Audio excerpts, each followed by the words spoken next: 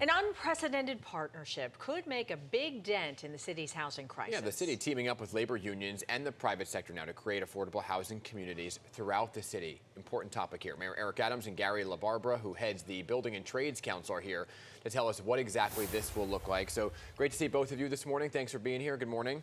Good morning. Good to be here. And as you stated, this is just good stuff. Yeah. And to have the building trades, this was an idea that Gary had for over a year. He brought it here, and we had to land the plane. And we landed that plane at his convention in Miami on Saturday when we signed the agreement, and we just excited about it. And he could go over and give you the full details. Yeah, go ahead. Tell us what it's about and how it's different from plans in the past. Well, thank you very much, and I want to thank the mayor very much. First and foremost, I want to say that, as Mayor Adams pointed out, we've been working on this for over a year, and about a year ago, the mayor and I started having conversations about a concept that we would raise a pension fund money that go into an equity fund, which is the Serious Housing Workforce Housing Fund, and partner with the city. And this is, I want to say that this is Mayor Adams is the first mayor in decades that has done anything like this, and it really demonstrates where his values are, as he always calls himself a blue-collar mayor. That's what this housing is for. So we raised the first $100 million. We have more investors that are very eager to come into the fund. We met with Mayor Adams once we did that, and we are now currently working with the city on looking at different parcels of land, like a Mitchell-Lama type construct, as well as some additional subsidy. It's really a public-private partnership. But this housing that will be built by union construction workers, but also this housing is really designed for New York's essential workers, the people that keep this city moving every day. And many of these workers are really struggling to stay in New York. We know this for a fact. So this, I think, is a really historic moment where there's a partnership with the union pension funds, private industry, as well as the city of New York. And again, I thank the mayor for embracing this idea and moving it forward. Yeah, so Mr. Mayor, I guess the question here is, affordable housing has been such a conversation for a long time. Why now? And why hasn't this been done before?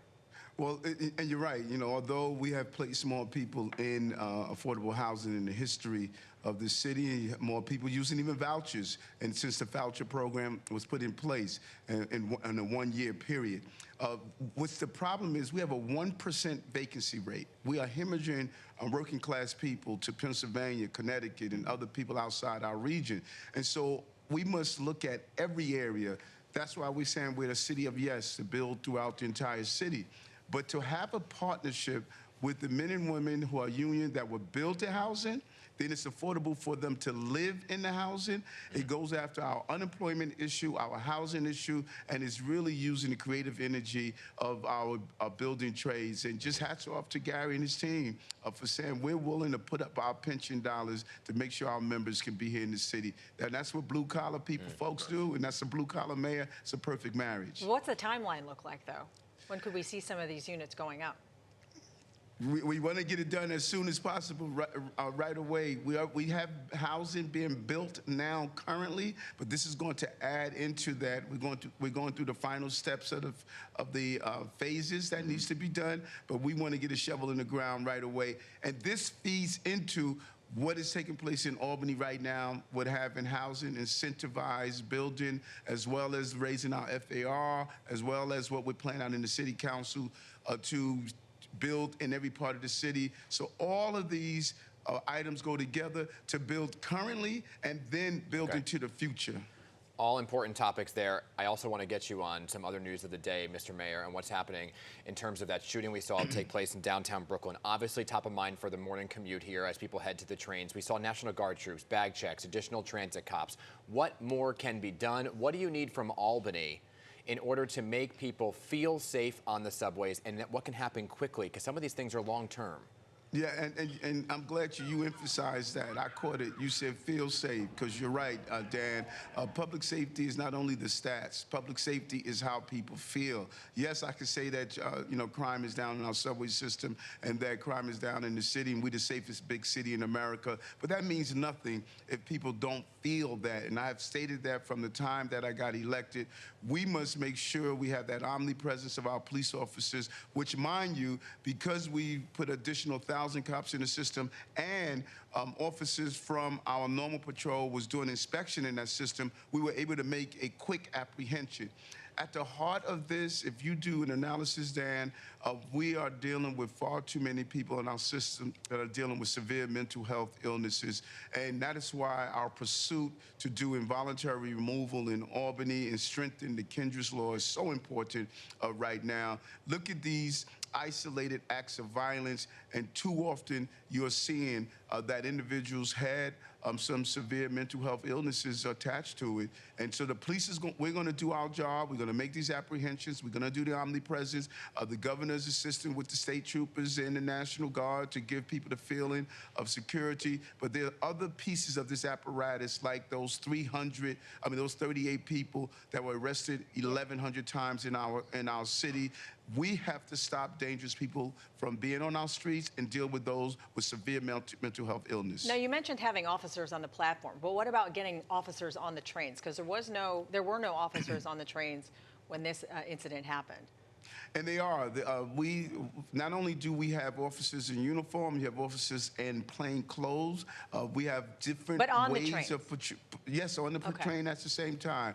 Our officers walk through the train. And sometimes when you're dealing with a rush hour scenario, the trains are extremely packed. It's not practical for an officer to try to navigate through, but it's a combination of proper policing that could, number one, prevent the crime, but number two, make apprehensions when those crimes take place. We have over 4 million riders a day. We want to go after each one of those 6 felonies that happen on our subway system, and our officers are extremely active, increase in arrests, increase in enforcement for quality of life issues. So they're out there doing the job. But the other pieces, we arrest and deter.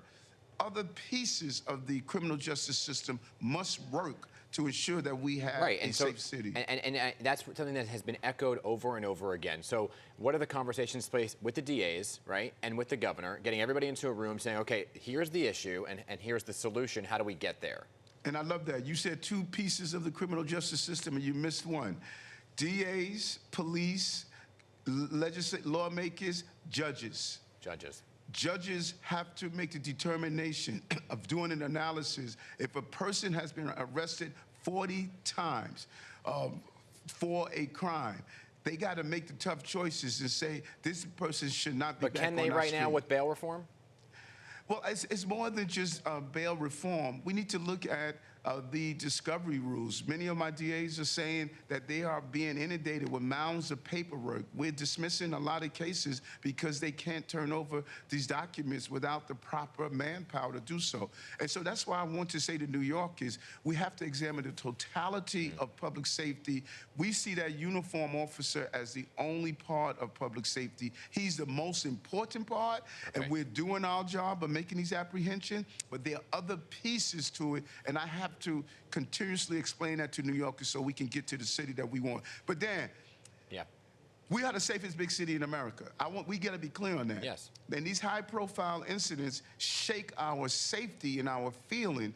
But New Yorkers need to know that this is the safest big city in America, and we have a transit system that's safe, and we're going to continue to lean into the safety of it.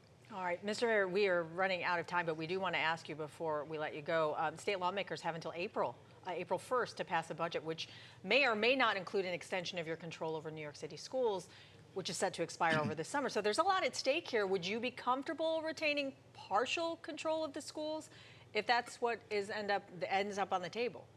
No, I'm not comfortable with that. And I think even the chancellor shared his feelings. Listen, if we were not winning, then I can understand a conversation about taking away mayoral control. Let's remove from the fact that we have 2 kids that grew up in the public school system, both Chancellor Banks and Mayor Adams. Let's remove that. But let's focus on the fact that we're outpacing the state in reading and math for our young people. We have a new phonics-based reading that is going to become a national model. We're dealing with dyslexia screening. Graduation rates pre-mail control were at a 50% level. Post-mail control is at over 80% level. All of the items are trending in the right direction. I am not going to have a pseudo-mail control. I want to be held accountable for improving our educational system. That's what the chancellor wants. We are doing that. Let us continue the good work that we are doing. Don't let politics get in the way of our pupils. These children deserve better, and we're giving them better in every aspect of our educational system. We will see how all of that plays out. Mr. Mayor, Gary LaBarbera, thank you so much. Gary, we'll have you on, you know, maybe without the man next to you on the show, just so you can have a little more time to talk about the important issue, all right? Good to see both of you. Thank you so much. Thank you. Take care. Thank you.